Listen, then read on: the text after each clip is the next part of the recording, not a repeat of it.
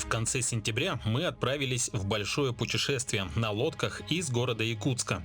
Одной из целей было посещение древних писанец Суруктах-Хая в Алекминском улусе.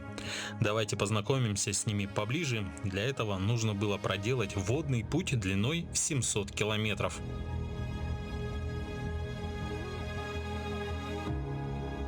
И вот сегодня находимся здесь у подножия Суруктах-Хая. Дело в том, что это единственный в Якутии пример наскальной живописи с максимальным количеством рисунков. Здесь, на этой скале, около 117 рисунков. Есть теория, что вообще вот это здесь собирались племена, то есть это было такое что-то вроде места такого, может быть, празднования, жертвоприношения. Тут также есть жертвенник, и со всех сторон, это тоже теория, да, но она мне очень нравится, приезжали и приносили в жертву богам, чтобы все было хорошо, и наносили вот такие вот наскальные рисунки охрой.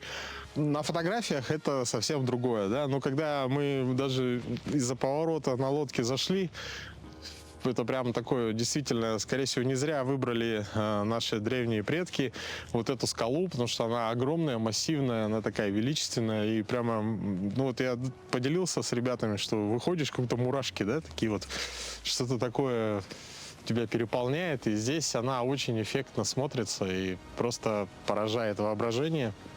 Здесь можно разглядеть, можно видеть, да, и силуэты людей, животных. Есть также различные символы, но я, к сожалению, не ученый, поэтому я не знаю, что они означают. Я вот могу судить только по тому, что я вижу. И, например, не знаю, есть такие вот групповые рисунки, несколько человек, допустим, в ряд. Также, если обратить внимание, есть такие нанесенные черточки, да, и их, если я не ошибаюсь, везде по 9 штук. По-моему, очень емкое название дал академик Окладников. Замечательная священная скала. Вот 3 слова он вобрал суть этой скалы. А Березкин в преданиях пишет: «Эркин курду халкахатас». Эркин – это стена.